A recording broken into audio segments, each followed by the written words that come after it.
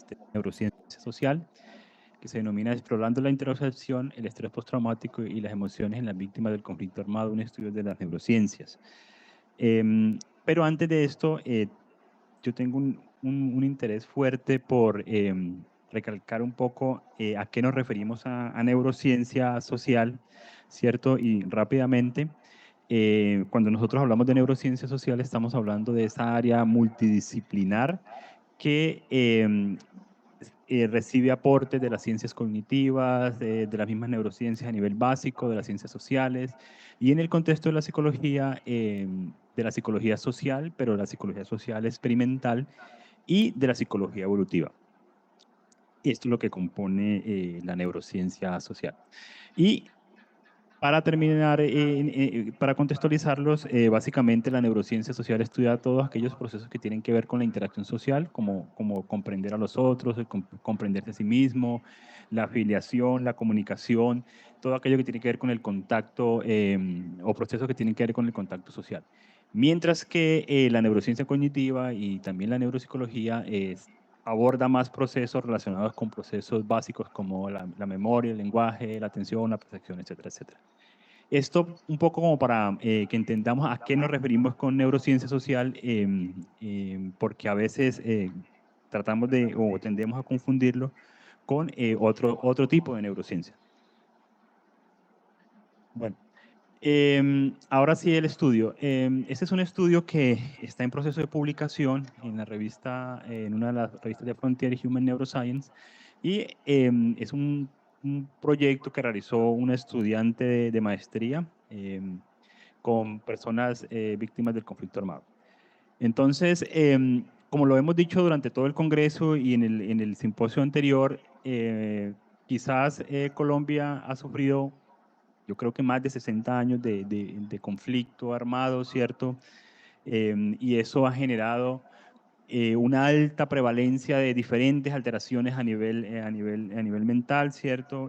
Los estudios remarcan muchísimo que a partir de la exposición al conflicto armado se han generado problemas de salud mental como la depresión, la ansiedad y, por supuesto, el estrés postraumático.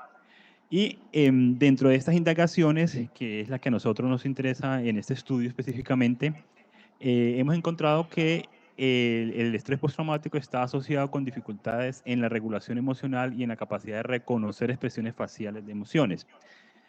En la capacidad de regular las emociones, siempre ha estado bastante claro, ¿cierto?, este tipo de alteraciones, pero no tanto a nivel de reconocimiento de emociones, ¿no? Digamos que ahí es donde entramos nosotros y con el interés de saber si estas personas reconocían o no reconocían emociones. Y en este contexto, nosotros hicimos un estudio de intersección que implica el procesamiento a nivel cerebral, ¿cierto? Y la capacidad de reconocer los estados corporales, ¿no? Y estos estados corporales, en este caso específico, el ritmo cardíaco. Es decir, si uno le dice a una persona, por favor, escuche su corazón, ¿cierto? A esto es lo que le llamamos intersección. También, bueno, escuche su respiración, ¿cierto? Si uno tiene la capacidad también de escuchar a veces los movimientos que se dan a nivel de los intestinos, ¿cierto? Eso es la intersección, es decir, darse cuenta de nuestros procesos internos, ¿cierto? Nuestros procesos biológicos básicos y poderlos reconocer. Em, y bueno, esto tiene toda una relación con diferentes áreas a nivel cerebral, ¿cierto? Inicialmente en áreas más del tallo cerebral, ¿cierto? Luego más en el corteza somatosensorial y en la ínsula, ¿no? Que es una estructura cerebral que siempre se ha dicho que es una estructura cerebral que por muchísimos años ha estado olvidada, ¿cierto? O fue olvidada en realidad, pero que hoy en día sabemos que tiene que ver con todos estos procesos básicos, con todos estos procesos que le permiten a uno poderse dar cuenta de sus estados corporales y que además también está estrechamente relacionado con la cognición social.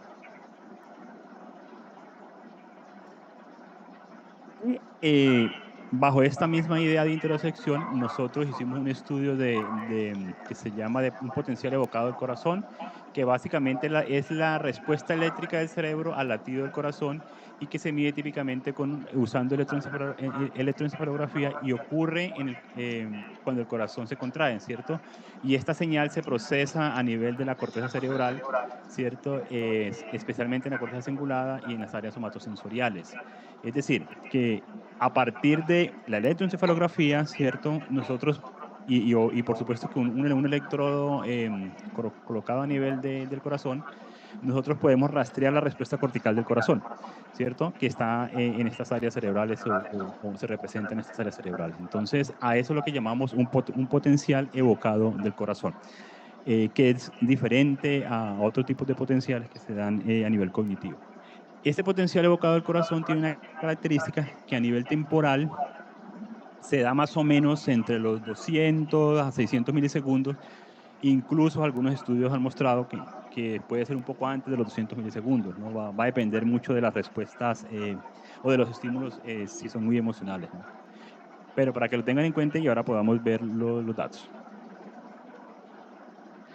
Bueno, nosotros hicimos un estudio con personas, una muestra de 44 sujetos, 17 controles sanos, 19 víctimas con TEP, con trastorno de estrés postraumático, y 8 víctimas también con estrés postraumático, pero bajo una clasificación que lo denomina el CIE-11, que es el estrés postraumático complejo, ¿cierto? Que básicamente es un tipo de estrés postraumático, si uno lo quiere decir un poco más severo, ¿cierto? Por la presentación de los síntomas.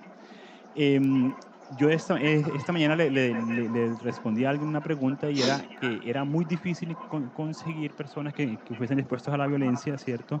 Y que no tuviesen el estrés postraumático, ¿no? Entonces, para nosotros fue todo un desafío conseguir los controles, que incluso tardamos mucho tiempo, más de 2 años consiguiendo controles que uno supiera que realmente no estaba expuesto a la violencia, ¿no? Porque a veces la reflexión que hay es, en Colombia, ¿quién no ha estado expuesto a la violencia? ¿No? De alguna manera, directa o indirectamente, todos los colombianos hemos estado expuestos a la violencia, ¿no? Bueno, y un resultado que también a nosotros nos impactó muchísimo era que habían diferencias significativas entre personas expuestas al conflicto, ¿cierto? El test, el estrés postraumático complejo y estrés postraumático versus los controles, ¿cierto? Y esa fue la idea de que nosotros comenzamos a pensar que ese deterioro cognitivo quizás estaba asociado con el proceso de envejecimiento o las alteraciones en el proceso de envejecimiento a nivel cognitivo.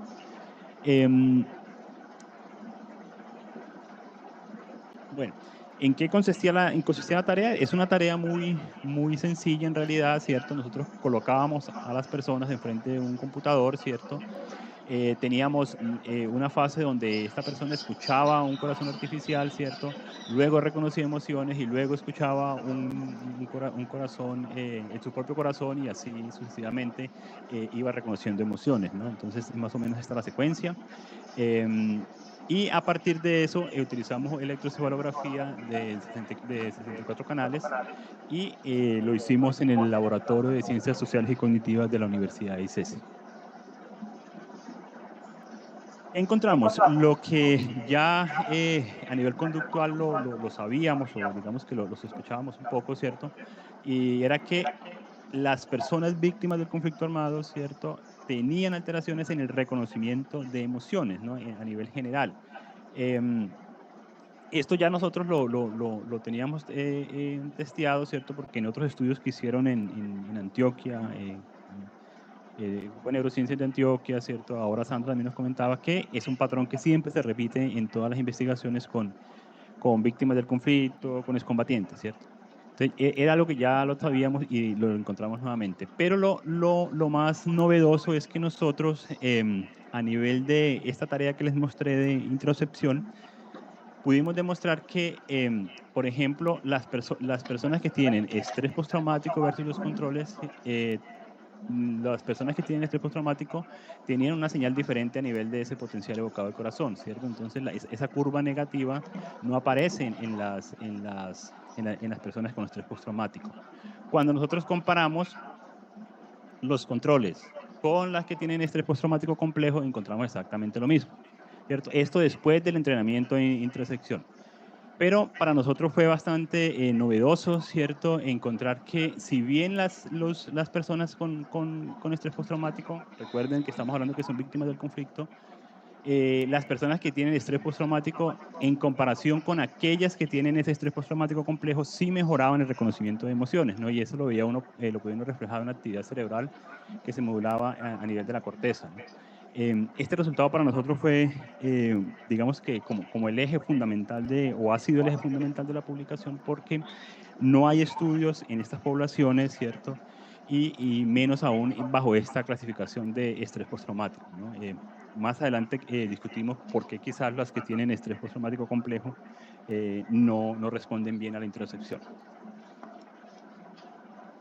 Bueno, ¿qué encontramos en este estudio? Básicamente, el reconocimiento de emociones en general está afectado en los grupos de víctimas del conflicto, es decir, bajo las categorías de estrés postraumático, y esta sintomatología está asociada al trauma, ¿cierto?, que influye en los procesos de la cognición social, en este caso, el proceso de la cognición social, un proceso básico como el reconocimiento de emociones.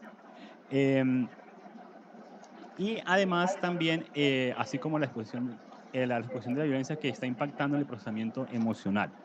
Em, Otro aspecto importante también es que el grupo de víctimas presentó dificultades que mejoraban después del priming interoceptivo, es decir, lo que les acabo de decir, y es que los que tienen estrés postraumático mejoran después de hacer este entrenamiento de reconocimiento de emociones, ¿no? Que eso es quizás el aspecto más importante porque esto le da a uno diferentes alternativas para pensar que quizás puede ser a futuro, ¿cierto? O en las próximas investigaciones debieran indagar un poco si este podría ser un posible tratamiento para el estrés postraumático y específicamente en estas poblaciones, ¿no?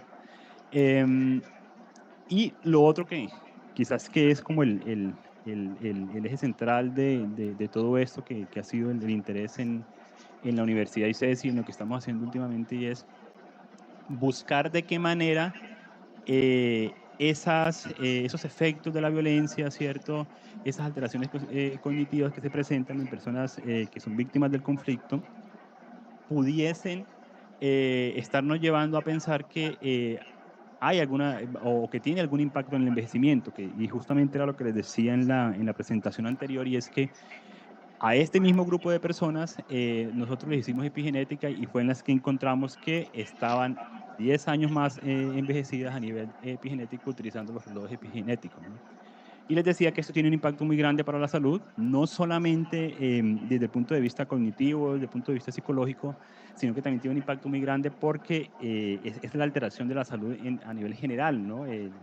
Posiblemente estas personas, no lo sabemos, son hipótesis que estamos manejando, em, el hecho de que tengan un envejecimiento más rápido va a hacer que comiencen a presentar otro tipo de enfermedades, ¿no? Que es como lo que uno espera, ¿no? Entonces, son como los aspectos más relevantes de este estudio que nosotros hicimos en Cali, ¿cierto? Y bueno, creo que ya terminamos ahí. ¿Hacia dónde deberíamos ir? Yo, más que decir que hacia dónde deberíamos ir, es que ya se está haciendo, ¿cierto? Y es justamente lo que estamos trabajando prácticamente en el Congreso, ¿no? He visto varias presentaciones de otros colegas que todos están orientados hacia esto y es hacia abordar la salud cerebral, ¿cierto? Y de cierta manera vincular esta salud cerebral a todo lo que tiene que ver con los efectos del conflicto armado.